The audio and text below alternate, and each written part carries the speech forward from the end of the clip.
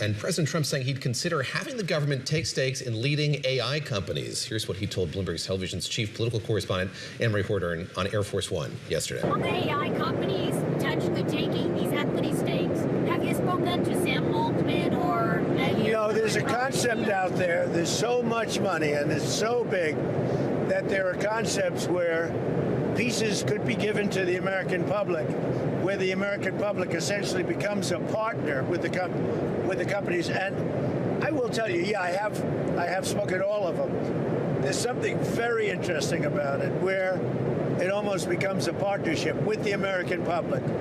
And we'll look into that. We are looking. I actually have a meeting scheduled in the very near future with, did you know that, with all of the companies, and we're talking about it, where the American people can benefit from the success of AI, and by doing that, they're going to like it better, because we're leading China, we're leading everybody in the world with AI, and we want to keep it that way. It's probably the biggest industry, maybe, that we've ever seen. Which companies in the meeting? All of them. All the big ones, yeah, all the big ones. They're all coming to the White House probably next week. The president talking to Annmarie there at 35,000 feet, talking about these businesses and government essentially being partners there. President teasing ahead to a big meeting next week with all of the big AI companies, if you couldn't hear that over the sound of the plane. These comments coming as SpaceX, Anthropic, and OpenAI prepping for their major IPOs. That's right, and Annmarie joins us now. She is in Bedminster, where the president is waking up this morning. Annmarie, thank you for coming on. We do want to talk about that. I mean, the president, good question. The president seemed to get pretty animated talking about this plan. It's something that Sam Altman kind of came to him with, this idea last year. I'm wondering what it would look like, and AI has a bit of a PR problem. Do you think this would help? This potentially could help, because I think a lot of American people see the amount of money these companies are spending. They're putting data centers across the country. They're having these incredible, explosive IPOs. And Bernie Sanders, senator from Vermont, caucuses with the Democrats, an independent but self-described socialist Democrat, put out an opinion piece recently, and he's been talking about this for years, and saying that AI is built on all of our collective knowledge, our culture, journalists, books, et cetera, and the American people should have a stake in that. So this is something that Washington writ large has been talking about, especially the populist right and the populist left. And the president has also expressed interest in taking stakes in companies. This isn't new for this president. We've seen this with MP Materials, Lithium Materials, Intel, of course, with that 10% stake. There was a golden share as well with U.S. Steel. So this has been kind of the direction of travel. Trump has been willing to take the party, and so he's willing to have this discussion with all of these companies. It's still early innings, though, and actually what this would look like. Would this look like a dividend to American people? Would this be some sort of sovereign wealth fund? Yeah. Those details still very much in discussion. Annmarie, let me ask you just about the role that David Sachs is playing in this administration today. He was the president's advisor on AI issues during the first part of his second term. I gather he's no longer in any kind of official capacity, but still speaking with the president. And I'll just read a bit from a tweet that he sent on an AI meeting here. Nationalization of AI will accelerate the corporate government fusion we've already been sliding toward. Conservatives rightly fear a central bank digital currency. They ought to be even more concerned about central government AI, a system with even more totalistic power over information, decision-making, and human behavior. Put that tweet in context. We had this postponed executive order on AI regulation. What ultimately made it to the president's desk is kind of a voluntary system through which these companies could give over their most sophisticated models to the government, I guess, 30 days in advance. And again, that would be a voluntary thing. It wouldn't be compulsory. How is this administration looking at AI regulation more broadly as we talk about the prospects of these public-private partnerships and the prospects of further regulation?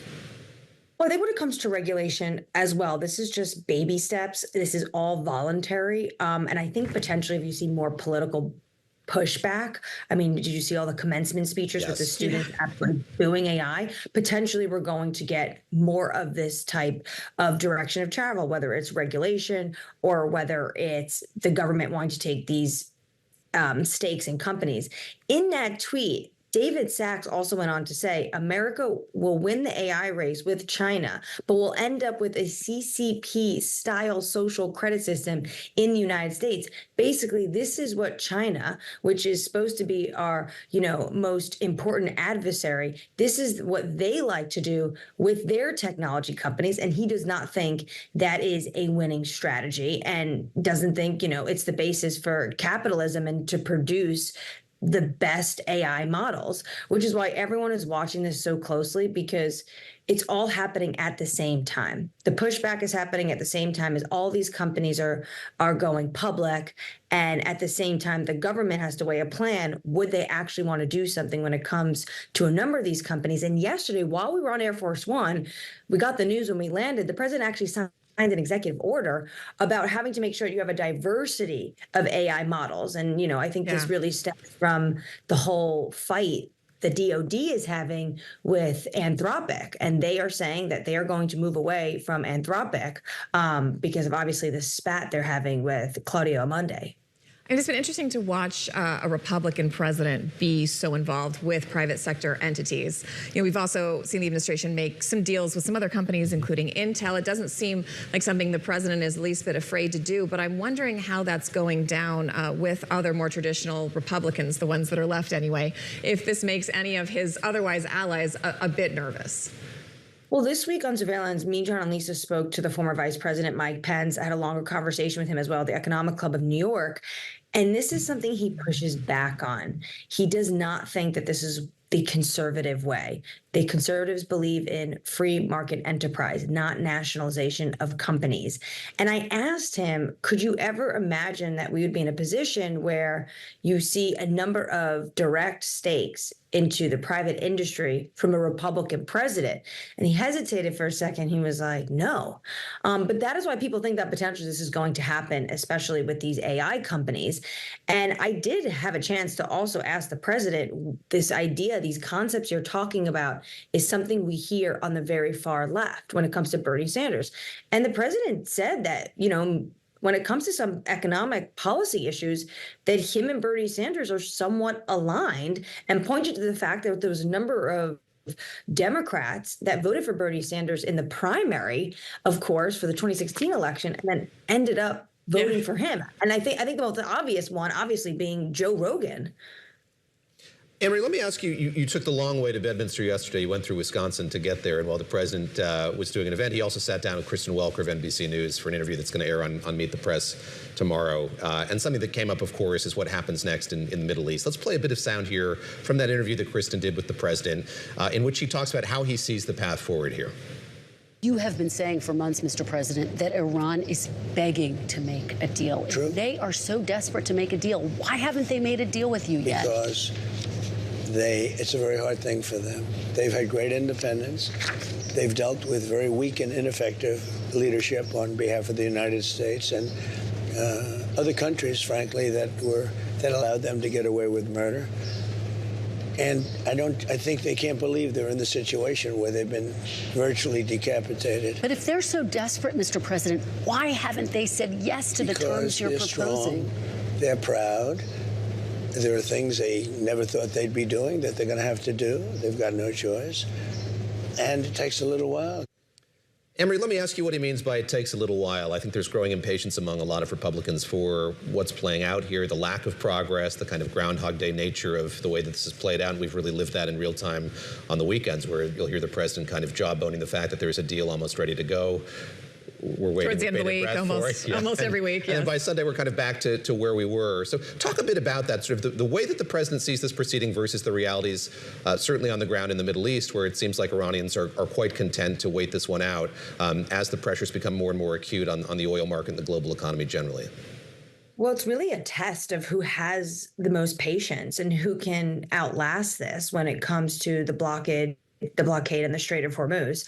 And I think the president going to Wisconsin highlights the pressure he's under domestically, especially that 3rd congressional district. These are farmers. They've seen fertilizer prices up some 40% since the start of the war. Obviously, diesel prices, gasoline prices also higher because what is going on with the conflict of the Middle East. But at the same time, the president is also conflicted to give concessions to this regime, because he began this attack as well as with Operation Epic Fury last summer, because he has three clear red lines, and he has had them for years when it comes to Iran.